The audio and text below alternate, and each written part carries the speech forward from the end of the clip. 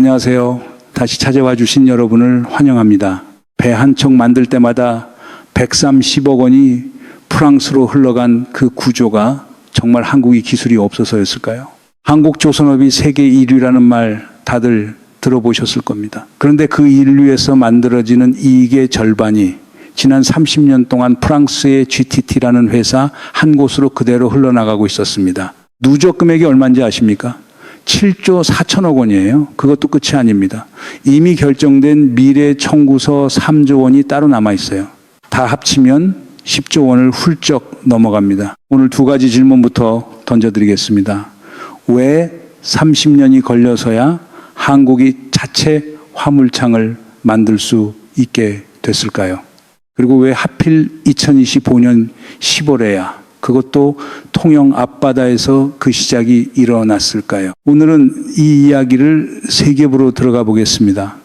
표면의 숫자 7조 4천억, 그 아래의 락인 구조, GTT가 어떻게 한국을 30년 동안 묶어뒀는지, 그리고 그 너머의 진짜 위기, 차세대 친환경 선박시장에서 같은 일이 반복될 수 있다는 것. 미리 한 줄 던져드리면 한국조선소가 LNG선 한 척을 팔아서 남기는 영업이익의 절반이 그대로 프랑스로 날아갔습니다. 절반이라고요. 이건 단순한 기술료 이야기가 아닙니다. 한국이 세계 1위에 오른 그 순간부터 그 1위는 사실상 프랑스 면허 아래의 1위였다는 이야기예요. 조선업 세계 1위, 이 헤드라인은 매일 보셨을 겁니다. 그런데 그 1위에서 만들어지는 이익의 절반이 프랑스로 흘러간다는 이야기는 어느 일면에서도 본 적이 없으실 거예요. 자료가 없어서가 아닙니다. 김정호 더불어민주당 의원이 2025년 국정감사에서 산업통상자원부, 한국가스공사, 한국조선해양플랜트협회 자료를 다 받아 공식 자료로 공개한 거니까요. 자료는 있었어요. 보이지 않게 만들어진 겁니다. 표면에 7조, 그 아래에 락인 9조, 그리고 그 너머에 다음 30년, 이 세 층을 따라가 보겠습니다. 먼저 표면의 숫자부터 한번 보세요. HD 한국조선해양이 30년간 LNG선 178척을 만들면서 GTT에 낸 로열티가 2조 삽, 804 17억 원입니다. 삼성중공업은 188척에 2조 3, 993억 원. 하나오션은 202척에 2조 4, 50억 원.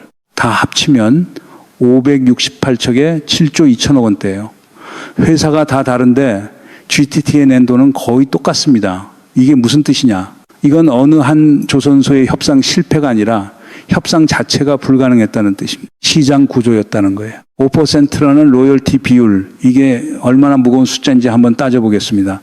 LNG선 한 척 평균 가격이 2,600억에서 2,800억 원, 그 5%면 척당 평균 130억 원이 GTT로 빠져나갑니다. 그런데 한국조선소가 LNG선 한 척을 팔아서 남기는 순이익이 보통 선가의 10% 정도예요. 그 절반인 5%를 GTT가 그대로 떼어가는 겁니다. 김정호 의원실 표현으로 정확히 옮기면 건조이익의 3분의 1에서 절반이 GTT 몫이었어요. 업계 안에서 30년간 돈은 한마디가 있었습니다. 제주는 한국이 부리고 돈은 프랑스가 번다. 정확히 이 한 줄이 30년 산업 구조였습니다. 척당 130억이라는 숫자가 와닿지 않으실 수 있어요. 누적이 어떻게 쌓였는지 한번 보세요. 1995년 한진중공업이 만든 한진평테코가 한국 최초의 멤브레인 LNG 선이었습니다. 1999년까지 4년 동안 누적이 단 4척이었어요. 그런데 2000년대에 143척으로 폭증합니다. 2010년대에는 203척, 그리고 2020년부터 2025년 9월까지 5년 만에 230척이에요. 30년 누적 579척.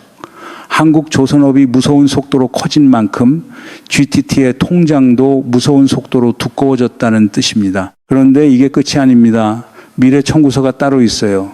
조선 3사가 이미 수주를 마치고 2019년까지 인도 예정인 LNG선이 162척입니다. 현재 선가와 환율 기준으로 추산한 추가 로열티가 2조 9 330억 원이에요.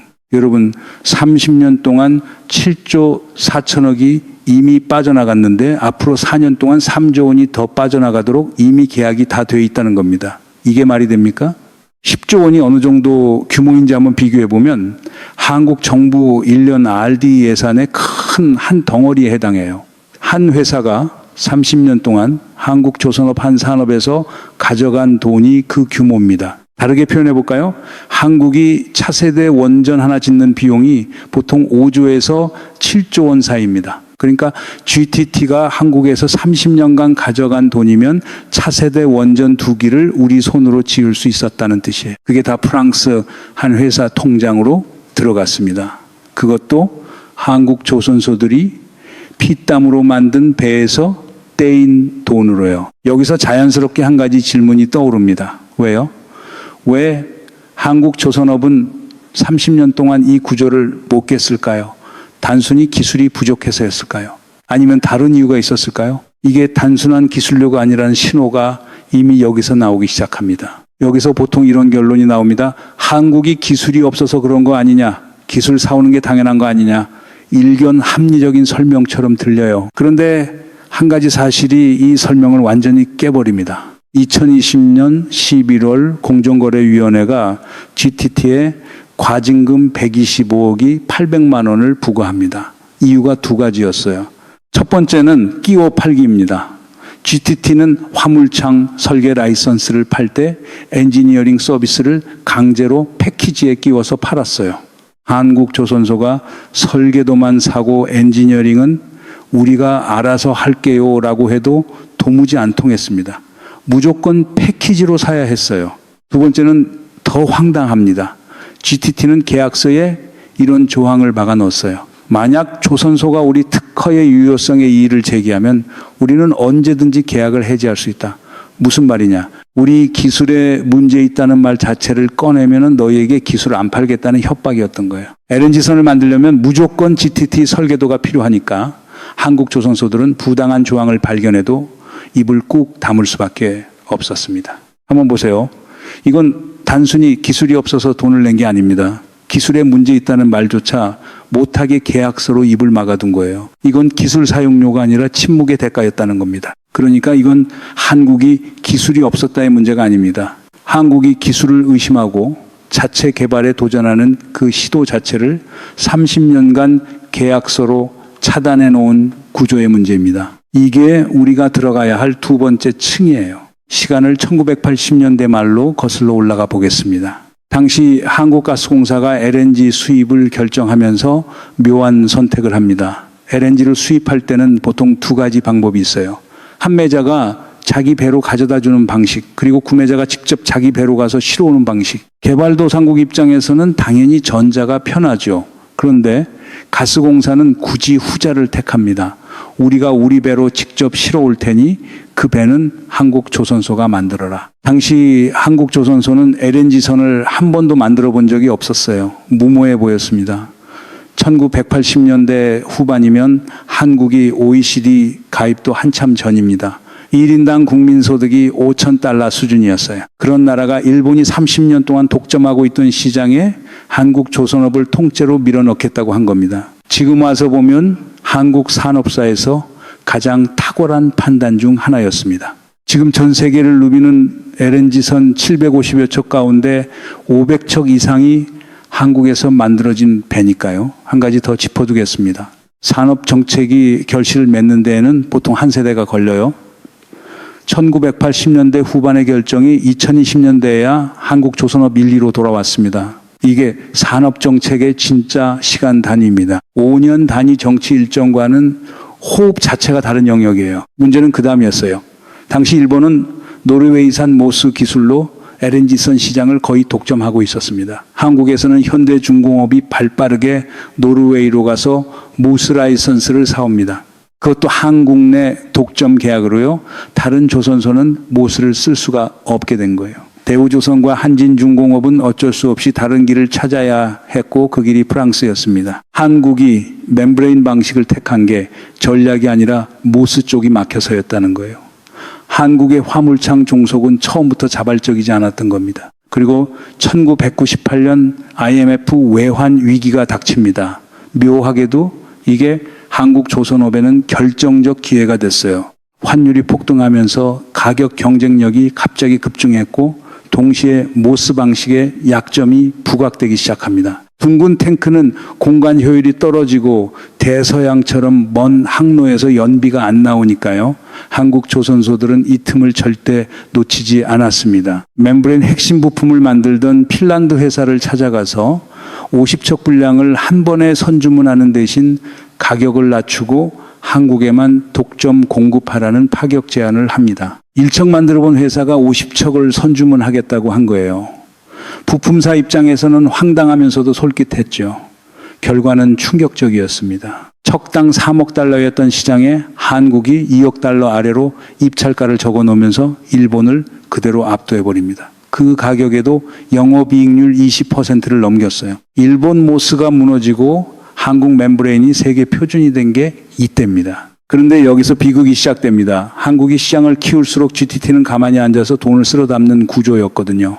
이건 한국이 GTT를 이긴 게 아니에요. GTT를 짊어진 한국이 일본을 이긴 겁니다. 그리고 GTT는 한국이 이길 때마다 자기 통장이 두꺼워졌으니 이보다 좋은 비즈니스 모델이 어디 있겠습니까? 게다가 GTT의 갑질은 끼워 팔기와 협박 조항에서 끝나지 않았어요. GTT는 자기 회사 엔지니어를 거제와 울산 조선소에 상주 파견했습니다. 그리고 일일이 간섭했어요. 한국 기술자들이 더 빠르고 효율적인 건조공법을 찾아내도 안 돼. 우리 매뉴얼대로만 해라고 가로막았던 겁니다. 2018년 한 증권사 보고서가 정확히 이렇게 분석합니다. LNG선 건조기간이 18개월이나 걸리는 이유는 GTT의 지나친 간섭으로 한국 조선소가 자체 공법 혁신을 못했기 때문이라고요.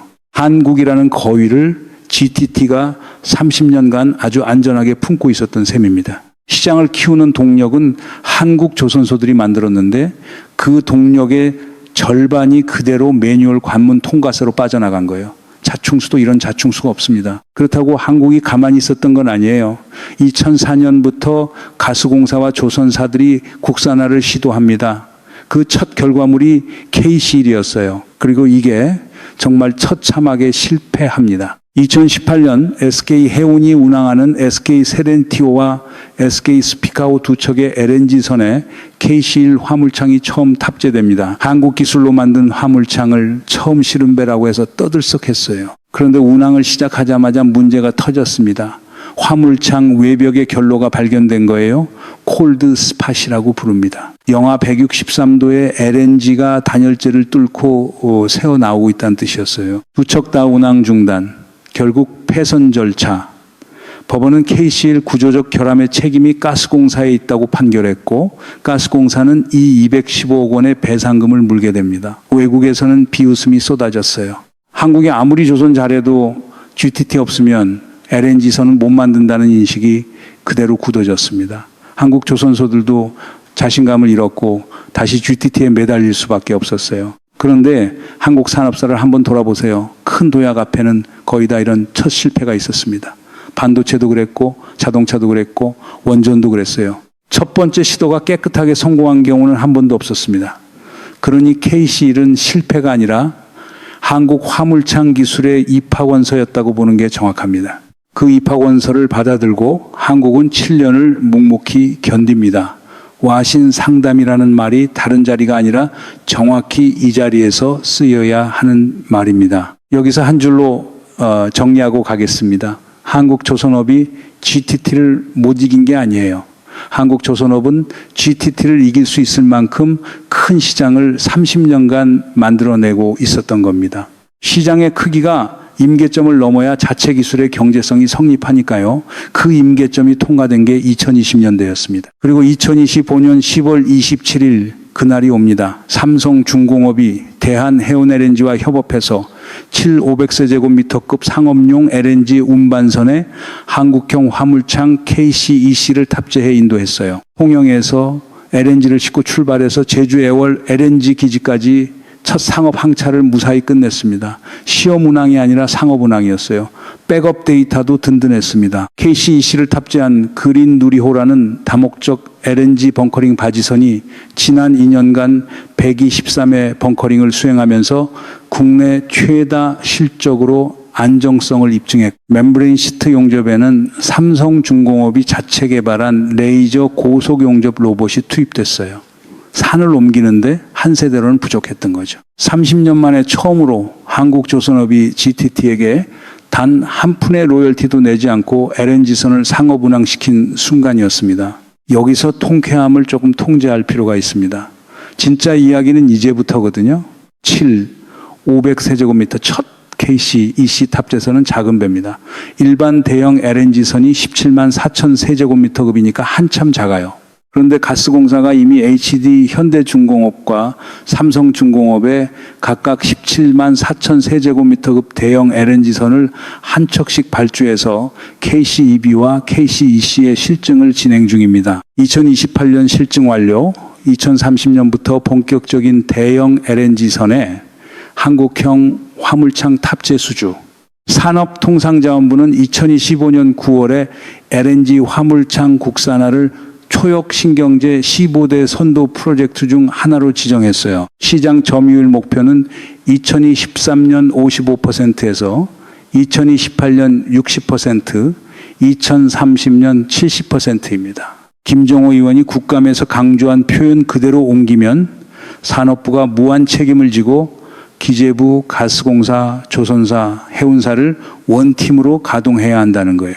시장에만 맡기는 게 아니라 국가가 조종자로 들어가는 산업 정책이 되돌아온 거죠. 게다가 KCEC는 GTT를 단순히 따라간 게 아닙니다.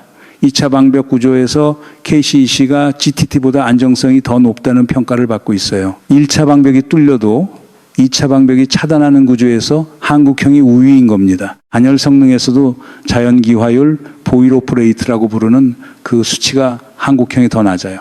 LNG 손실이 더 적다는 뜻입니다. 30년간 따라가던 한국이 일부 영역에서 앞서기 시작한 게 산업사의 진짜 분기점이에요. 그럼 GTT는 어떨까요? GTT 2024년 매출 구성을 보면 LNG와 에탄 운반선 로열티가 전체 매출의 86%를 차지합니다. 그리고 이 로열티 매출에서 한국 조선사 비중이 80에서 90%로 추정돼요. 다시 말해 GTT는 사실상 한국 조선소 로열티로 먹고 사는 회사라는 뜻입니다. GTT는 한국 조선업의 종주국이 아니었어요. 한국 조선업이 GTT의 생계였습니다. 30년간 누가 누구를 부양해 왔는지 이 숫자가 정확히 답합니다. 그런데 진짜 시험대는 여기서부터예요. LNG 화물창 기술은 수소 운반선, 암모니아 운반선, 그리고 이산화탄소 운반선의 핵심 기반 기술이기도 합니다. 차세대 친환경 선박 시장이 곧 열리는데 그 시장이 LNG 시장보다 훨씬 큽니다. 만약 한국이 KCEC 같은 자체 기술 없이 그 시장에 들어갔다면 LNG에서 당한 종속을 그대로 한 번 더 반복해야 했을 거예요. 그런데 이번엔 다릅니다. 다만 중국 변수가 만만치 않습니다. 2025년 기준 한국이 전 세계 LNG선 수주의 86.5%를 가져갔지만 2026년 들어 중국이 정부 보조금을 쏟아부으면서 무섭게 추격하고 있어요. 중국은 같은 GTT 기술을 쓰면서도 보조금으로 가격을 맞추는 중입니다. 한국이 GTT 로열티 5%를 안 내게 되는 순간 그 가격 카드가 다시 살아납니다. 한국형 화물창에 상용화는 자존심 문제가 아니라 중국 추격을 뿌리치는 마지막 가격 카드예요. 2030년 대형선 상용화까지의 4, 5년이 한국 산업 주권의 진짜 결정 구간인 이유가 정확히 여기 있습니다. 그럼 그 4, 5년 동안 정확히 무엇이 일어나야 할까요? 첫째, 2028년까지 17만 4천 세제곱미터급 대형선 실증이 무사고로 끝나야 합니다. KCL처럼 사고가 한 번이라도 나면 외국 선주들의 신뢰가 다시 무너지니까요. 둘째, 국제 선급 인증을 받아야 해요. 외국 선주들이 보통 매우 보수적이라 새로운 기술을 검증된 GTT 대신 채택하려면 최소 5년에서 10년의 실증 데이터를 쌓아야 합니다. 셋째, 2030년 첫 한국형 대형 LNG선 신규 수주가 실제로 들어와야 합니다. 발주 청사진은 청사진이고 외국 선주가 한국형을 선택하는 그 첫 계약이 나와야 진짜로 시작되는 거예요. 그리고 마지막으로 그 흐름이 자연스럽게 수소선과 암모니아선 발주로 이어져야 합니다. 산업부, 가스공사, 조선 3사, 해운사가 원팀으로 가동되어야 한다는 김정호 의원의 표현이 그래서 단순한 행정용어가 아니라 정확히 이 4, 5년을 견디는 체계 이야기인 겁니다. 처음에 물었습니다. 배 한 척 만들 때마다 130억이 프랑스로 흘러간 그 구조가 정말 한국이 기술이 없어서였을까요? 이제 답이 나옵니다. 기술이 없어서가 아니었어요. 한국이 자체 기술을 시도하는 그 시도 자체를 30년간 계약서와 매뉴얼로 막아둔 산업 종속의 구조였던 겁니다. 그 락인이 2025년 10월 통영 앞바다에서 처음으로 깨졌어요. 그리고 한 가지 더 이 7조 4천억이라는 숫자 김정호 의원실이 산업부와 가스공사, 조선해양플랜트협회 자료를 다 받아 국정감사에서 공개하지 않았다면 우리는 지금도 모르고 있었을 겁니다. 30년간 보이지 않게 흘러나간 돈이 이제야 정확한 액수로 우리 눈앞에 놓인 거예요. 30년 종속을 깨는데 한 세대가 필요했습니다. 다음 종속을 막는 데에는 4, 5년밖에 없어요. 수소와 암모니아, 이산화탄소 운반선 시장이 열리는 그 시점까지가 한국 산업주권의 진짜 결정 구간입니다. 통영에서 조용히 출항한 작은 배 한 척이 적벽의 첫 화성 같은 일을 했는지 아닌지 그건 다음 5년에 달려 있어요. 한국이 30년 만에 GTT의 손에서 빠져나왔습니다. 그런데 다음 30년 차세대 친환경 선박 시장에서 같은 일을 다시 겪지 않을 거라고 지금 확신할 수 있습니까? 그 답은 아직 쓰여 있지 않습니다. 오늘 영상은 여기서 마무리하겠습니다. 다음 이야기 구독과 알림으로 함께 따라가 주십시오.